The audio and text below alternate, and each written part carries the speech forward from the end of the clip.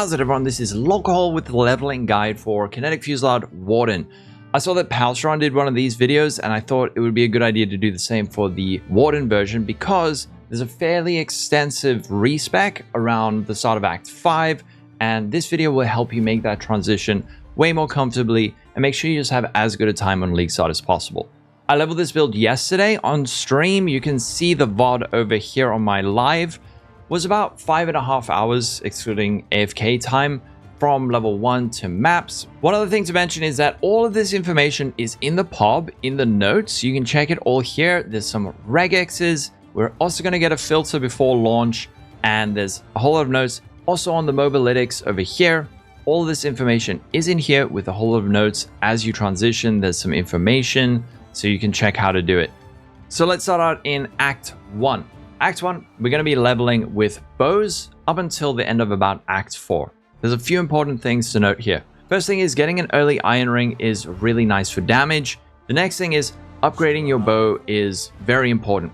At level 9, you get access to a longbow, which is a big damage upgrade over the base crude bow. So you can see something like this would be incredible. This is going to massively improve your damage. Just as an example, I can actually show you during my run yesterday, I was struggling a bit with this really crappy bow and I knew I just need to get to level 9 and then everything is going to be fine.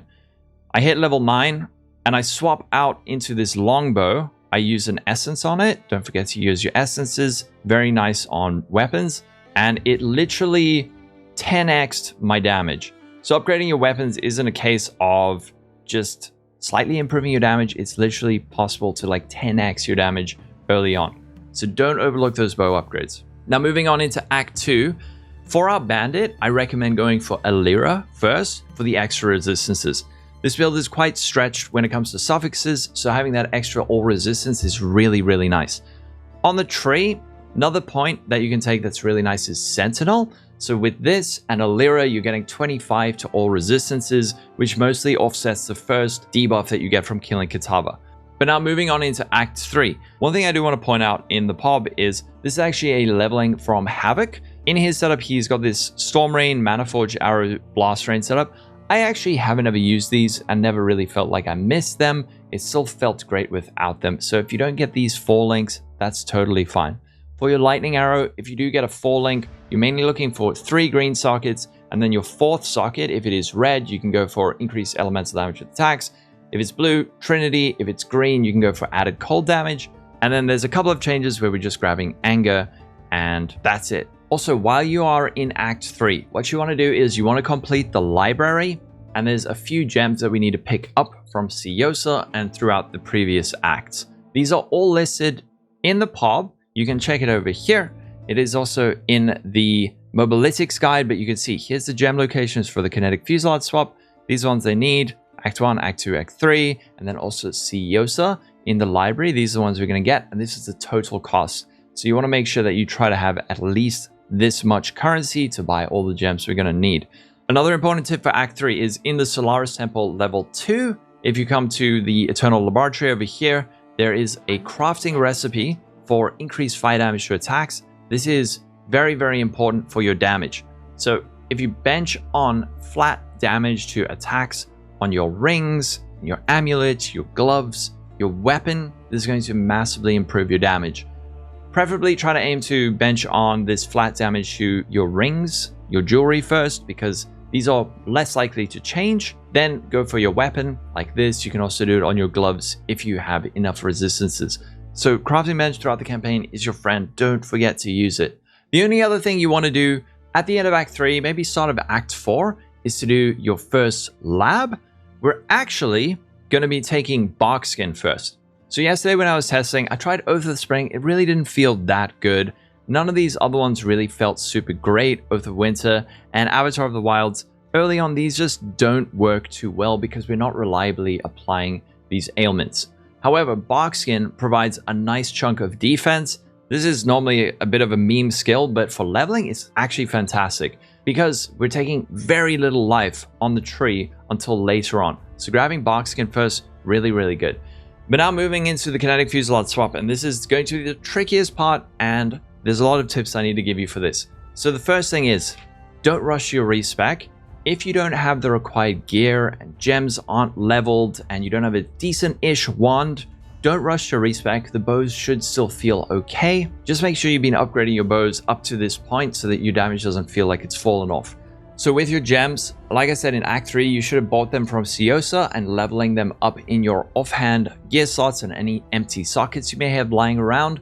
Level those up so they're ready when you make that transition. And then you're also going to be looking for certain gear colors so that you're able to socket that into your gear. Again, this is listed in the POB. I'll try to make sure this is also highlighted on the filter. But most important thing is going to be a blue, blue, green, red for your Kinetic Fusillade links. And then these are the other ones that you need for the swap. So having these ready, especially this one, the blue, blue, green, red's going to be very important. And then the wand, that is the next very important thing. And you're looking for something with spell damage and flat damage. This one's maybe not a good example. It's the best one I've found, but flat added damage, not damage to spells, added damage, cold, fire, lightning, then increase attack speed, crit chance, crit multi, accuracy, all of those things are going to be really, really good. The other thing before you swap is to make sure that your resistances are close to capped or just not terrible before you make the swap. So the way you can do this is, like I mentioned, with a Lyra and this point on the tree. But the other thing is just benching on those extra resistances on empty suffixes that you may have on your gear. Makes a huge difference. You don't want to transition and suddenly you're just dying all the time because your resistances are very low. You can also get a bit of life on gear here and there where you can, but making sure that just your life and your resistances are sorted, as well as your links and your damage. That makes a huge difference. The other part of the respec is the points that we need to change around. So you can see that over here, we go from this tree, and then we need to respec quite a few points and then go further up the tree. You can do this with gold, with vendors in town. So in Act 4, I think it is Valenta, allows you to respec, and you can do this for gold. The cost at level 38 is about 105. So about 1,800 gold to respec, although you should have a few respec points lying around. So it's not going to be this much. And from the runs I've done, you normally have over 4,000 gold at this point, maybe a bit more. So this is very, very doable. The main point I'm making there is don't waste all your gold with gambling. Gambling is really good, maybe for getting your first 3 link or 4 link, but don't constantly spam all your gold and then be unable to respec. So have a little bit left over, at least 2,000 gold, and you should be fine. The only other thing to mention at this point is you can have a second Kinetic Fusillade setup. One way to do this, and probably the way that's going to be easiest for most people, is a Ballista Totem with Greater Volley, Ballista Totem, Kinetic Fusillade, and less duration. This just increases your damage for single target. Getting this link early, these 4 links on top of all the other links, might be a bit tricky, but if you can set it up, it's great. This is good up until Act 9 and 10. Then we're going to do a slight change. If you can't get this though, however, it's fine. The build still performs great. Now entering Act 6, there's a very slight gem change, nothing major. This is easiest to see in the POB. So over here, early on, what is nice is Spellslinger with Wave of Conviction. However, in Act 6, now we can get the Hydrosphere gem. Yesterday I tested with Tornado. In the past, I've always leveled with Hydrosphere on my Spellslinger, and I actually prefer the Hydrosphere. This also allows you to drop the Wave of Conviction because you're able to still apply exposure. There's something just about the mechanics of this while going through more wide open areas that just feels better to me, whereas later on Tornado feels better for single target especially. However, if you do prefer the Tornado, you can use that instead. There's no other major changes in Act 6, but there is one really nice quest you can do, which is in the Tidal Island. If you kill the Hail Rake guy, you can collect an item behind him and then take it to Bestel, and he'll give you a rare belt. He can give you a rare heavy belt, which is really important. Another piece of the Kinetic Fusillade swap is getting enough strength so that you can maintain the level on your less duration support. So having that heavy belt is really, really nice. It's worth doing this quest. At this point, just keep looking for wand upgrades, gear upgrades, making sure your resistance is capped, and getting some life on gear. Now continuing, not a whole lot changes, but at Act 8, I recommend doing your second lab at the start of Act 8 and grabbing this over here, Lessons of the Seasons, just to have your Barkskin apply to spell damage as well. This is going to be very nice early just for defensiveness. And then moving on into Act 10, before you do Kitaba, do your third lab if you feel comfortable and ready. In your third lab, you can actually go over to PoE lab and look out for some dark shrines. So that looks like this. You can say, all right, here's my Merc lab, and it'll show you the layout. And you can see over here, there's a dark shrine in room 5, 10, 11, 12.